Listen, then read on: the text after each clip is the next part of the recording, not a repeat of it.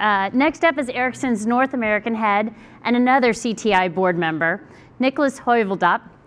I got to spend time with him earlier this week and his team, and I can tell you that they are impressively focused on driving 5G innovation in the United States, just as they did for 4G. Ericsson is a key technology partner of our national carriers, and he can bring a uniquely global perspective to today's conversation. Please let's give Niklas a warm welcome. Thanks. Great to be here. Thanks for having me. This is the highlight of this week. I got here on Sunday, and just like Congresswoman Brooks and Tim before me were reflecting, I mean, this is a good space for us to spend some time. There's a lot of work that we need to do. Meredith asked me to be slightly provocative, so maybe it's good the Congresswoman stepped out. So I will try to share with you a little bit of the global perspective, and also try to get a little bit specific on some of the use cases we're most excited about. And my team knows that I love to speak about this, so I'll stay within the 14 minutes and 22 seconds. So we have obviously we're a technology company. So we've been looking at 5G for 10 years. It starts in the garage. We also have garages with our scientists, and they start kicking the tires on the art of possible on technology. So no surprise that we would have been more familiar with 5G than probably a lot of the people that now are putting rules and legislation in place. What was fascinating to me, however, is not so much that we had been working on 5G, but that's about 4 years ago, industrial players started coming to our research unit and were asking questions about 5G. So think mining companies. I'm going to use some Swedish blue chip companies. They may not be very meaningful names to you, but I'll translate them for you. Boliden is a mining company, and they wanted to understand what 5G can do to their business. Scania is a world leader in trucks. They were doing pilots with us on platooning, when you basically have 3 trucks driving down the highway 60 miles an hour, 3 feet apart. You can do that in 4G. So anyhow, they were coming to us to understand what else can we do in 5G. Volvo on the automotive side, of course, with autonomous cars. ABB, which is sort of GE's competitor, is coming to us to talk about robotics and what can you do in a manufacturing environment. We looked at it and said, that's fascinating. Why are all these companies coming to us to talk about 5G? We don't see any of those guys actually building wireless networks. And by now, we have 20 of those partnerships in place that have emerged over the last 4 or 5 years.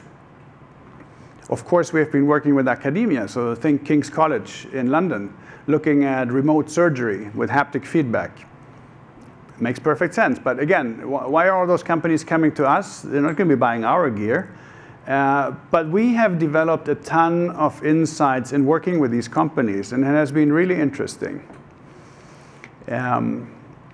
And now, when you think about it, it's obviously crystal clear by now why these companies have been talking to us. Because every corporation out there has a digital agenda. Nobody will question that. Every company out there has a wireless agenda these days. And what these companies are looking for is means to transform their businesses, be it to take out cost, increase their operating efficiencies, improve their customer experience, and of course, ideally grow their revenues. So very interesting conversations, and I'll share with you some highlights from that as we go through the deck.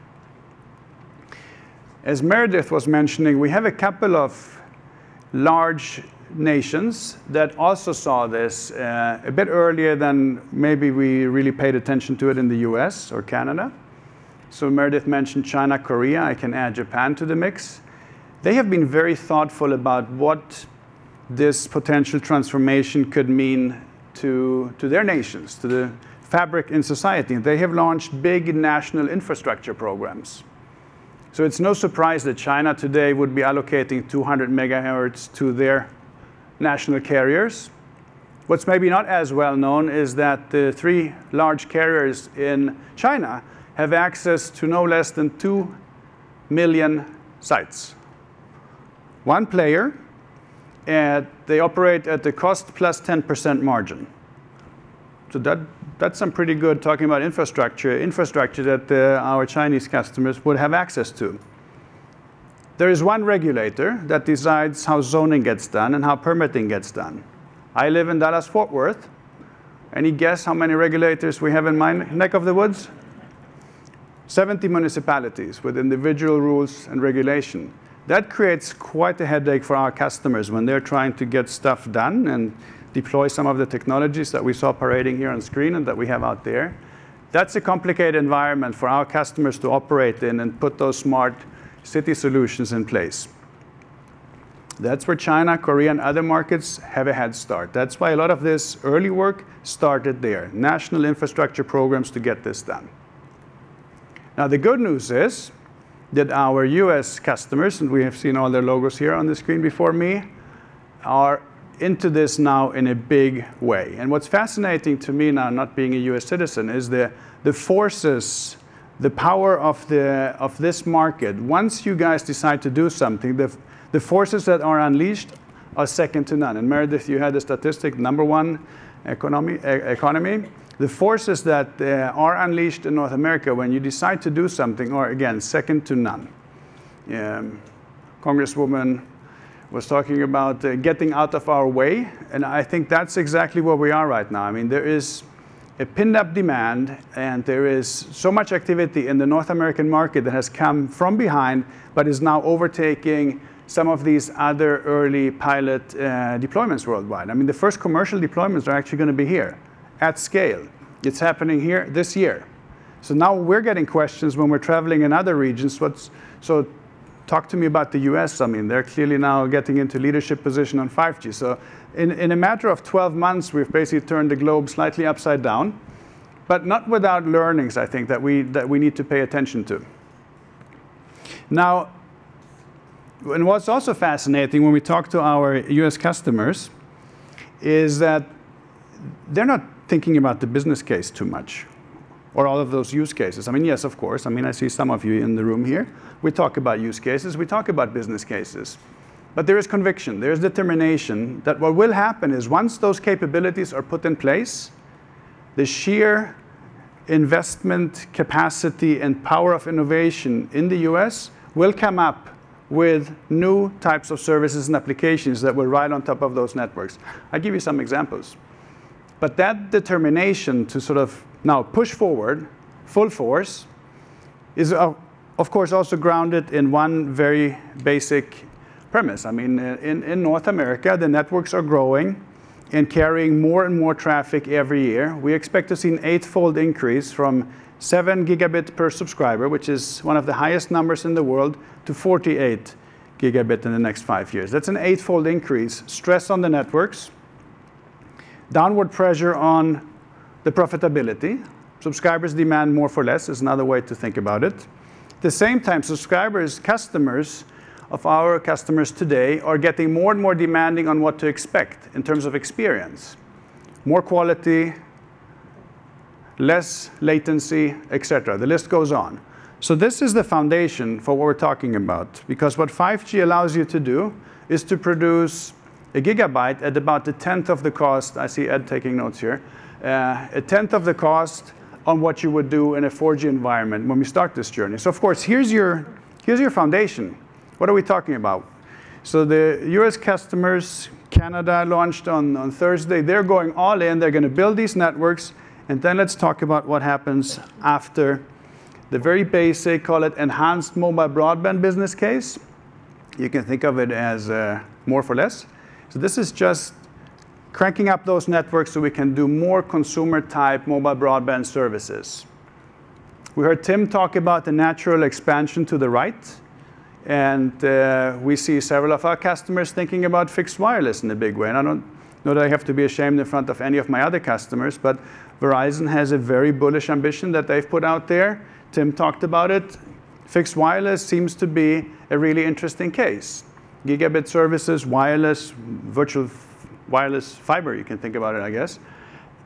But this is also, I think, Meredith, to your point, a great opportunity in rural America, where some of the work we're doing on the sort of, call it vendor side of the equation, is to look at how much reach, how much coverage can we get out of a base station.